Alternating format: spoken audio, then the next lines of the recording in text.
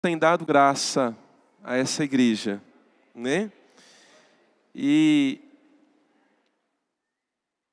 o Espírito Santo tem feito uma obra maravilhosa, irmãos, no nosso meio. Eu fico muito feliz. Sou muito grato a Deus por aquilo que o Senhor Jesus tem nos mostrado, né? Olha esse texto aqui em Lucas capítulo 13, e você já pode abrir também em 2 Reis capítulo 5, tá? Então é um texto lá no Velho Testamento, 2 Reis capítulo 5. Você já abre aí, porque aí a gente já vai ganhando tempo, porque nós vamos ministrar nesses dois textos, 2 Reis capítulo 5 no Velho Testamento, a partir do versículo 20, e Lucas capítulo 13, a partir do 22. Lucas 13, 22 e 2 Reis 5, 20. Vamos começar com Lucas capítulo 13.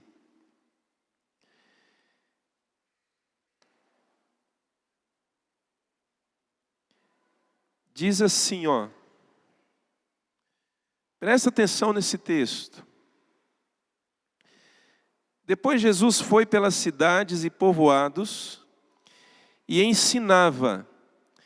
Prosseguindo em direção a Jerusalém, alguém lhe perguntou. Olha a pergunta que alguém fez para Jesus. Não diz quem foi. Mas eu já fiz essa pergunta para Jesus algumas vezes. Alguém lhe perguntou no versículo 23, Senhor, serão poucos os salvos? Serão poucos os salvos?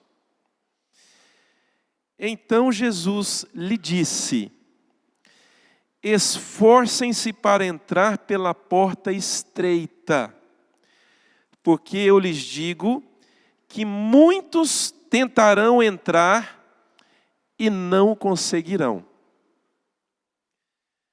Então você repara que Jesus, para responder a essa pergunta, serão muitos os salvos? Ou serão poucos os salvos? Ele usa a figura de uma porta. E você já sabe disso, porque isso é conhecido, né? Ele usa a figura de uma porta estreita e de uma porta larga. Uma porta larga é mais fácil de entrar. Entra muita gente. Entra várias pessoas de uma vez. Mas uma porta estreita, ela é mais difícil, primeiro, de entrar. Segundo, ela é mais difícil de ser encontrada. Então ele diz que é para se esforçar para você entrar pela porta estreita, porque essa porta estreita que conduz ao caminho da salvação. E ele vai explicar isso no texto. Olha aí para você ver. No versículo 25, ele diz assim, ó. Quando o dono da casa se levantar e fechar a porta, vocês ficarão do lado de fora, batendo e pedindo, Senhor, abre-nos a porta. Ele, porém, responderá, não os conheço e nem sei de onde são. Versículo 26, então vocês dirão, comemos e bebemos contigo e ensinaste em nossas ruas. Essas pessoas aqui, irmãos, eles estiveram com esse Senhor da história que Jesus começa a contar. Ele começa a falar da porta estreita, e ele diz, esforcem-se por entrar pela porta estreita, porque muitos vão tentar e não vão conseguir. Esse texto é uma outra, ele é uma narrativa daquele outro texto, em que o Senhor Jesus fala que a porta estreita conduz à vida e a porta larga conduz à morte. Mas aqui o evangelista Lucas, ele registrou algumas coisas a mais. Jesus começa a falar uma espécie de parábola.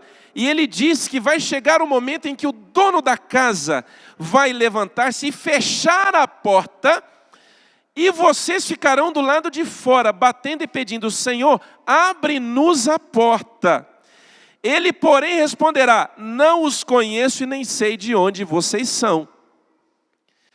Agora, como que pode o Senhor, que conhece todas as coisas, dizer que Ele não conhece aquelas pessoas que estão batendo na porta, pedindo para que entre, para que Ele as deixe entrar? Como que pode isso, irmãos? Olha o versículo 26. No versículo 26, eles usam um argumento. Qual é o argumento? Tem tudo a ver com 2 Reis capítulo 5. Versículo 26, ele diz assim, ó: comemos e bebemos contigo e ensinaste em nossas ruas. Olha o 27, mas ele responderá: não os conheço nem sei de onde vocês são. Afastem-se de mim todos vocês que praticam o mal. Ali haverá choro e ranger de dentes, quando vocês virem Abraão, Isaque e Jacó, e todos os profetas do reino de Deus, mas vocês excluídos. Pessoas virão do Oriente e do Ocidente, do Norte e do Sul, e ocuparão seus lugares à mesa no reino de Deus. Mas vocês estarão excluídos. O interessante, irmão, desse texto é que Jesus está falando de pessoas que de alguma forma tiveram um contato com Ele. Essas pessoas viram o Senhor pregar nas ruas. Eles falam para o Senhor: Senhor,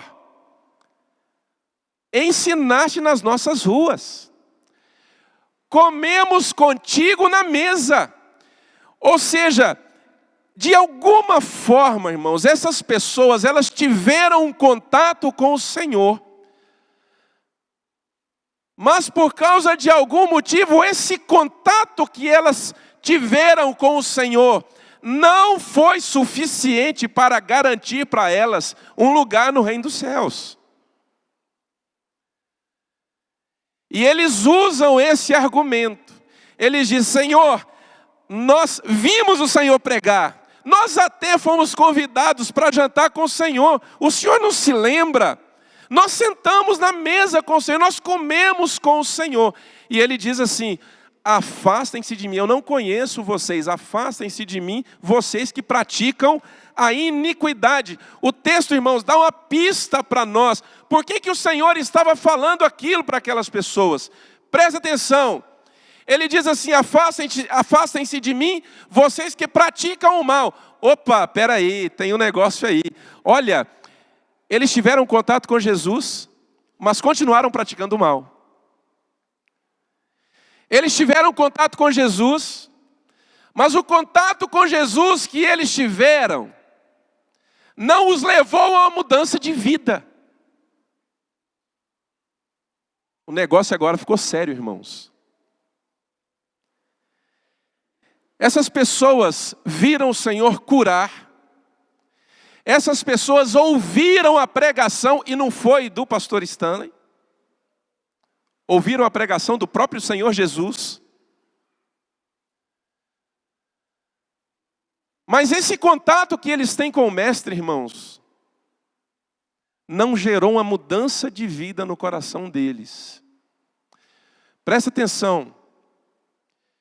Se o contato que você tem tido com o Senhor Jesus, com o Espírito Santo, se o contato que você tem tido com a palavra de Deus, se o contato que você tem tido com o Senhor através da igreja, ou através das ministrações que você ouve, se o contato que você tem tido com o Senhor através de ministrações, através da comunhão na igreja, através daquilo que você tem ouvido, se esse contato que você tem tido com o Senhor não estiver levando você a uma mudança de vida, a uma mudança de comportamento, então você está incluído no meio desses aqui. Senhor, espera aí, Nós participamos do culto, nós fomos no culto, nós ouvimos as pregações, nós oramos.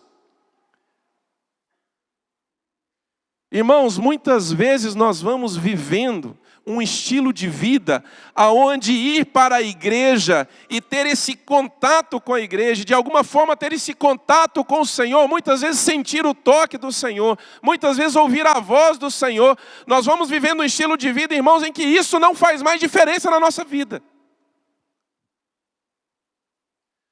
O que você está fazendo na igreja? O que você está fazendo com a sua vida? O que você está fazendo com as coisas que você tem ouvido? Aí você entende por que o Senhor Jesus, no começo do texto que nós lemos, ele diz assim: esforcem-se por entrar pela porta estreita. Ou seja, irmãos, na nossa caminhada com o Senhor, é necessário nós nos esforçarmos para que esse contato com o Senhor, que acontece através da igreja, através das pregações, através dos eventos que nós fazemos na igreja, é necessário que você se esforce para que isso gere uma mudança na sua vida. É necessário que você se esforce para que isso gere coisas novas na sua vida a cada dia. E tem um texto, irmãos, que eu acho extraordinário, Mateus capítulo 7, versículo 21. Não precisa de você abrir. O texto diz assim: nem todo que me diz Senhor, Senhor, entrará no reino dos céus. É o Senhor Jesus que está dizendo.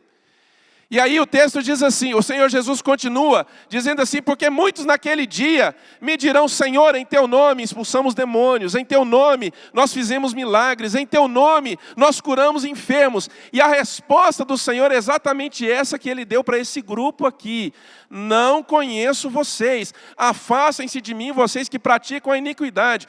Ou seja, querido, você pode até estar exercendo ministérios para o Senhor, ou seja, nesse contato talvez mais intenso com o Senhor, mas isso pode não estar gerando mudança na sua vida. Muitas vezes nós atribuímos apenas ao Senhor as mudanças na nossa vida.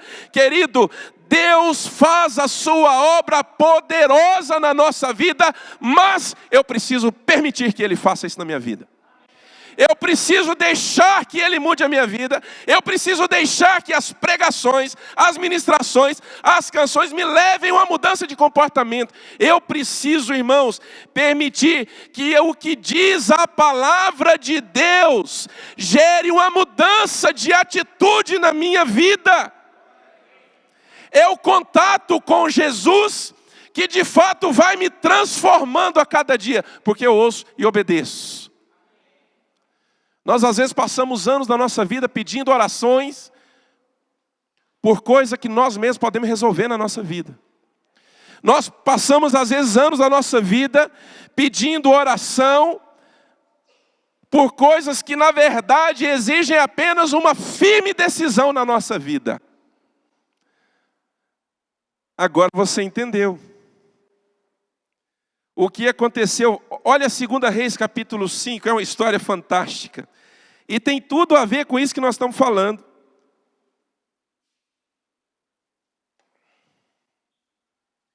Segunda Reis capítulo 5.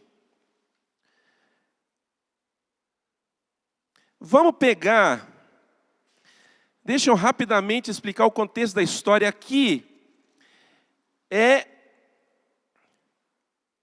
a história onde o profeta Eliseu, ele cura um general da Síria chamado Naamã de uma lepra. Esse general da Síria se chamava Naamã, eu já disse, e ele foi acometido de lepra, uma doença que para aquele tempo não tinha cura. Não havia um tratamento adequado. O tratamento para a lepra era a reclusão, né? A exclusão da sociedade, porque exalava mau cheiro. Esse homem era para a Síria uma pessoa extremamente importante, um general, já tinha vencido várias batalhas. Então ele fica leproso, e por causa de uma menina que ele levou para a casa dele para servir a esposa dele, quando eles invadiram Israel e venceram Israel, Por causa dessa menina, ele fica sabendo de um profeta que havia lá em Israel, era o profeta Eliseu, e essa menina fala, esse homem pode curar o Senhor. Então a história se desenrola em cima disso. Esse general Naamã vai atrás de Eliseu. Eliseu manda que ele se banhe 7 vezes no rio Jordão. Ele vai, se banha 7 vezes e é completamente curado da lepra. E esse homem fica extremamente grato por ter sido curado de uma doença incurável. E ele oferece dinheiro para Eliseu. Olha, eu trouxe muito ouro, eu trouxe muita roupa, eu trouxe muitos utensílios, muitos objetos, muitos presentes para você, fique com tudo. E Eliseu fala assim para ele, olha irmãos, olha para você ver o caráter de um homem de Deus. Eliseu fala assim para ele, juro pelo nome do Senhor, não aceitarei nada de você. Vá em paz. Eliseu não quis nada em troca por ele ter curado Naamã. Eliseu tinha um servo chamado Geazi, que já há algum tempo servia Eliseu. Era um ajudante do profeta, né? Eliseu tinha vários discípulos dos profetas. E Geazi, irmãos, ele fica indignado com o fato de Eliseu ter curado Naamã e não ter pedido nada em troca. Aqui você vai ver que tem tudo a ver com o que nós lemos. Vamos pegar a história agora. Versículo 20 de 2 Reis, capítulo 5. Diz assim, quando Naamã já estava a certa distância, Naamã já tinha ido embora, né, não aceitou, Eliseu não quis o presente dele, Naamã foi embora. Versículo 20, Geazi, servo de Eliseu, o homem de Deus, pensou, meu senhor foi bom demais para aquele Naamã, aquele arameu ou sírio, não aceitando o que ele lhe ofereceu. Juro pelo nome do Senhor que correrei atrás dele para ver se ganho alguma coisa. Eu quero parar aqui para refletir junto com você a atitude que Geazi teve. Tendo em vista que Geazi foi, como servo de Eliseu, alguém que testemunhou grandes milagres de Deus, às vezes na sua própria vida e principalmente na vida das pessoas. Geazi viu Eliseu curando Naamã. Geazi viu quando Eliseu, por exemplo, faz flutuar um machado que tinha caído no rio. Geazi viu uma série de milagres extraordinários para aquele tempo e para o nosso tempo também, irmãos. Ou seja, é aquilo que nós estávamos falando lá em Lucas capítulo 13. É alguém que tem contato com o Senhor, com a palavra do Senhor, mas não passa por uma mudança na sua vida. Ele não tem os seus princípios alterados. Ele não se deixa convencer, porque quando você se convence da verdade da palavra de Deus, qual é o resultado disso? Há uma mudança no seu comportamento, há uma mudança na sua postura. Geazi via tudo isso.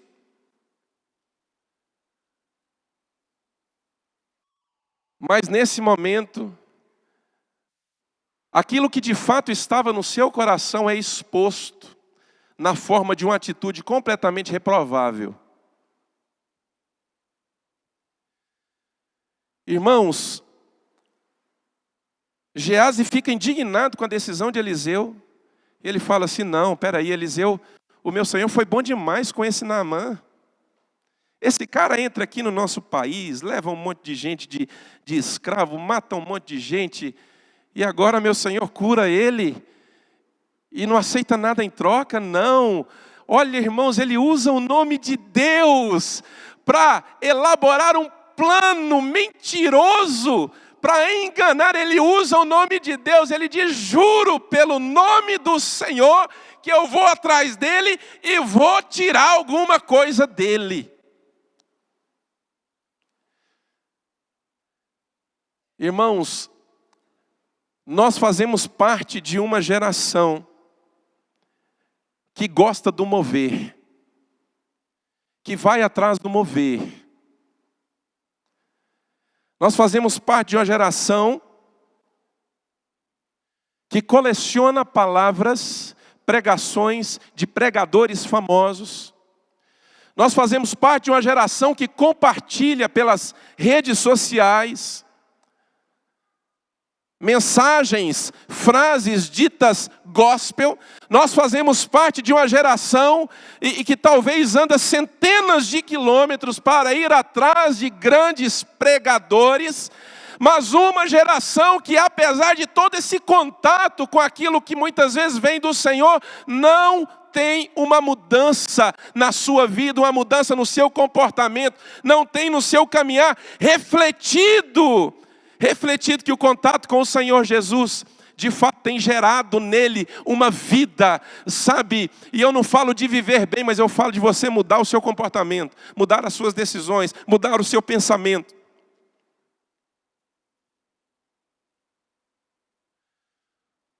O que as pregações que nós temos ouvido, irmãos, têm feito na sua vida?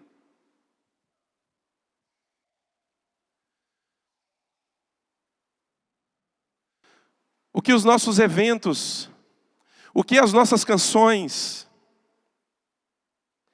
têm feito na sua vida?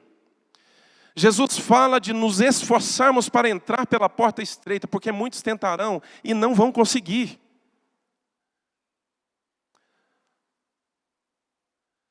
Talvez, irmãos, nós precisamos mudar o foco da nossa oração, sabe? Aonde nós pedimos para o Senhor uma série de coisas que precisava acontecer na nossa vida, nós precisamos tirar o foco disso, irmãos, e olharmos para dentro de nós mesmos, e perceber, irmãos, e termos a mente iluminada pelo Senhor, e perceber que muita coisa do Senhor vai acontecer quando eu mudar a minha postura, quando eu mudar o meu comportamento. Muitas vezes, irmãos, nós estamos usando o nome de Deus, nós estamos falando do Senhor sem nenhuma autoridade para falar do Senhor. Porque na verdade não há um estilo de vida que mostre que de fato o nome do Senhor tem algum significado para mim. É o que Eliseu fala. Eliseu, ele diz assim: eu juro pelo nome do Senhor que correrei atrás de Naamã para ver se ganho alguma coisa dele. Sabe, o único interesse que Eliseu tinha nesse momento específico aqui de usar o nome de Deus é para ver se ele saía com alguma vantagem. É a cara da nossa geração, irmãos. Nós fazemos campanha, nós fazemos oração e fazemos jejum para que a vitória de Deus esteja sobre nós, para um emprego novo, sabe, para uma promoção, sabe, no meu trabalho. Mas eu não sou capaz de fazer jejum para que milhares de pessoas sejam alcançadas pelo Evangelho na Índia, na Jordânia.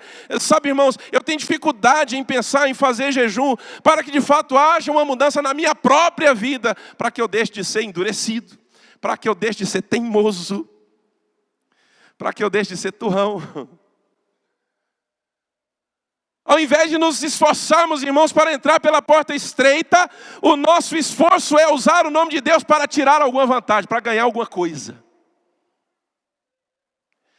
Eu vi, irmãos, uma frase de um pastor ele tem um trabalho no interior do Nordeste. Fantástico o trabalho dele. Ele me colocou na lista de transmissão dele, e tudo que acontece ali no trabalho, igual eu faço com vários de vocês com o trabalho na Índia, né? Ele vai mandando informativos. E ele mandou uma frase que isso ficou dias na minha cabeça. Ele fala assim: se Jesus morreu apenas para que você fosse rico, do que isso valeria, sendo que quando você morrer, você não vai levar nada disso aqui? Aí ele continua dizendo assim: se Jesus morreu apenas para que você tivesse alegria, sabe, no seu coração, do que vai adiantar isso se um dia o seu coração vai parar de morrer, e como todo bom mortal, você vai morrer, o coração parou, a alegria que estava ali acabou. Do que adianta isso? Do que adianta? Se Jesus morreu apenas para você ser bem-sucedido, o que adianta se um dia todo o seu sucesso vai ficar aqui? Ele diz assim, irmãos, Jesus não morreu para te fazer feliz apenas aqui, Jesus morreu para te dar a vida eterna.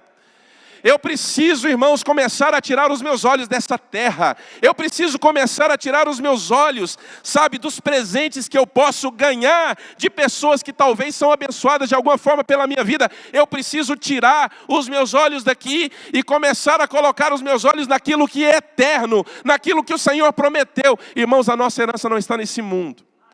A nossa herança está no Senhor.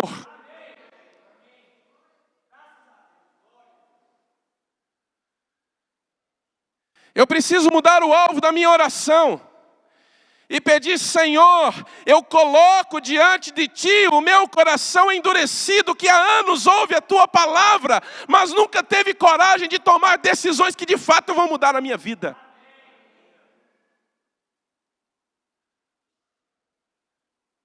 Geazi fala, juro pelo nome do Senhor, que eu vou atrás dele, eu vou ganhar alguma coisa dele. Olha, irmãos, o que ele apronta. Olha no versículo 21, por favor. Ele diz assim, versículo 21, então Geazi correu para alcançar Naamã, que vendo-o se aproximar, desceu da carruagem para encontrá-lo e perguntou, está tudo bem, meu jovem?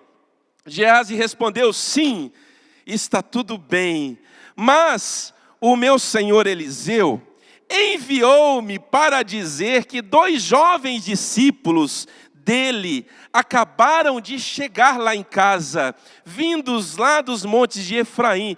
Por favor, dê-lhes 35 quilos de prata e 2 mudas de roupas finas. Olha que mentira safada, irmãos.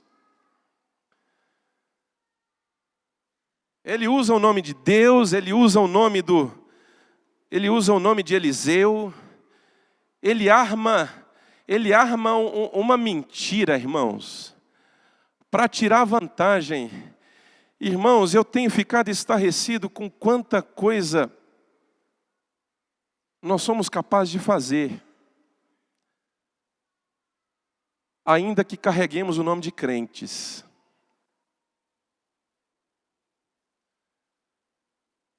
Eu fico estarrecido, irmãos,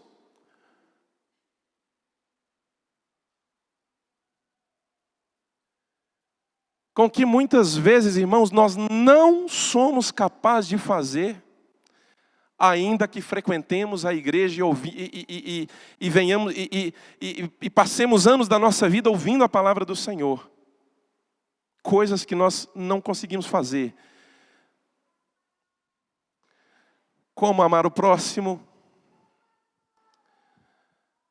como ter compaixão daqueles que têm necessidade, como uma série de coisas, irmãos, como estabelecer de fato a santidade de Deus na minha vida, como de fato deixar de escolher certas coisas, deixar de praticar certas coisas, porque são coisas que não vêm do Senhor, não têm aprovação do Senhor. Irmão, Geazi arma uma mentira. Aí eu lhe pergunto, sabe, ele ver o poder de Deus operando ali através de Eliseu, não trouxe uma mudança no coração dele. Ele vê, sabe, irmãos, vocês já perceberam, presta atenção nisso, vocês já perceberam que nós damos glória a Deus quando nós vemos milagres, quando nós vemos, sabe, curas, e muitas vezes nós, irmãos, de certa forma, nós corremos atrás disso, mas na verdade, irmãos, isso não está mudando nada na nossa vida, isso não gera uma mudança na nossa vida. Sabe por quê, meu irmão? Deixa eu te dizer uma coisa, o que muda a vida de uma pessoa, não é essa pessoa ver o poder de Deus agindo em outras pessoas, é ela deixar com que o poder de Deus haja na vida dela.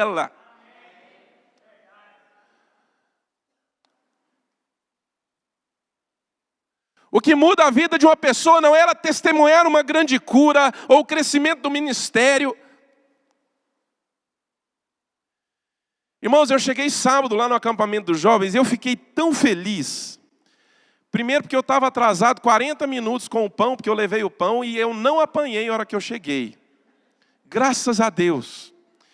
E eu percebi, sabe, um ambiente, primeiro, espiritual. E se não fosse, eu diria, eu ia chamar o líder, os dois líderes, os dois casais. Falei, cara, o que está acontecendo aqui? Rafael e Ricardo, aqui não é um ambiente espiritual. Eu teria dito, mas estava um ambiente espiritual, uma comunhão gostosa, uma alegria que só pode vir do Espírito Santo, irmãos. Uma coisa linda que estava lá, irmãos. E aí eu voltei, e aí com o meu irmão, o pastor Rodrigo, eu falei, cara, é tão bom a gente ver a igreja funcionando sozinho. Você vê, e isso tudo foi a cargo da liderança dos jovens. E está lá a coisa acontecendo, né? E sabe... É muito bom ver isso, irmãos, é muito bom ver o ministério crescendo, sabe? Mas eu quero dizer uma coisa para você, eu como pastor dessa igreja, não é ver essas coisas que vai me fazer diferente, não é ver o poder de Deus agindo, irmãos, todos os dias às 11 horas aqui, às 11 horas da manhã na oração dos homens, ou às 4 da manhã na oração no monte, sabe? Não é testemunhar isso que vai trazer uma mudança na minha vida, não é testemunhar apenas o poder de Deus é que vai trazer uma mudança na minha vida. É quando eu permitir que esse poder de Deus mude a minha própria vida. Derrube preconceitos, derrube conceitos errados. É deixar com que o poder de Deus, irmãos, me leve a uma mudança, uma transformação nos meus pensamentos.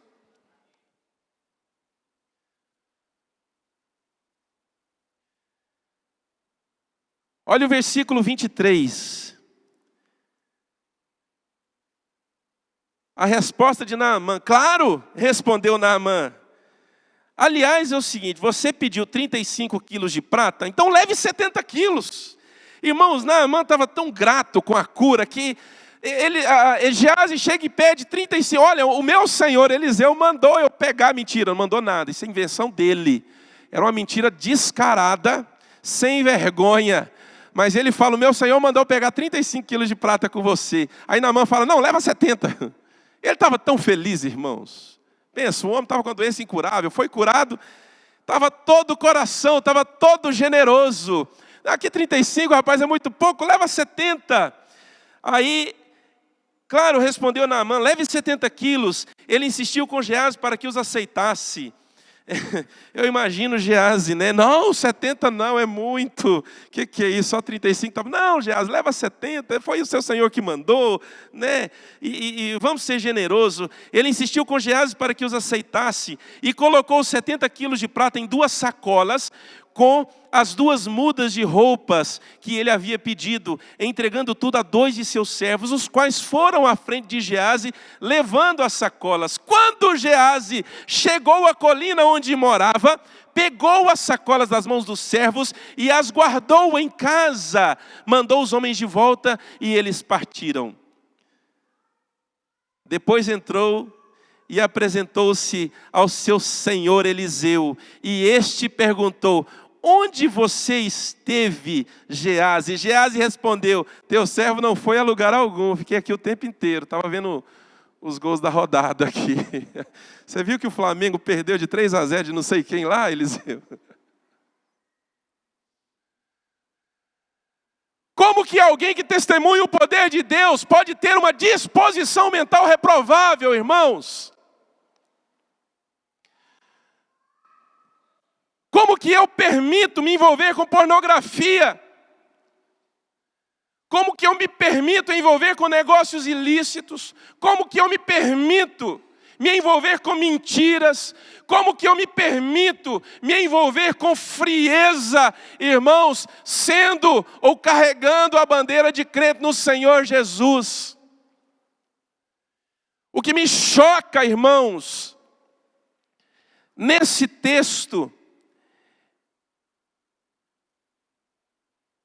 é o fato de alguém que viu tanta coisa não ter tido a sua vida mudada. Continua do mesmo jeito. Se antes de ser servo de Eliseu, Geazi já era um cara disposto à mentira, né? Depois que se tornou servo de Eliseu, viu um monte de milagre, mas ele continuou sendo um cara disposto à mentira, tanto que mentiu 2 vezes, mentiu para Naamã e mentiu para Eliseu, mas agora ele vai se dar mal.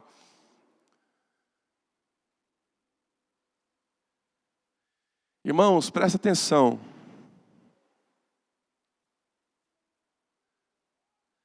Eu preciso permitir que a palavra de Deus, de fato, gere uma mudança na minha vida. Irmãos, preste atenção. Eu preciso, de fato, me esforçar para entrar pela porta estreita.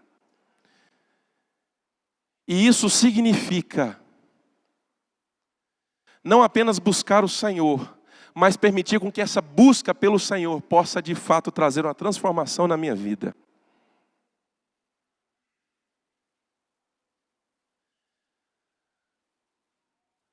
Repare a história do jovem rico.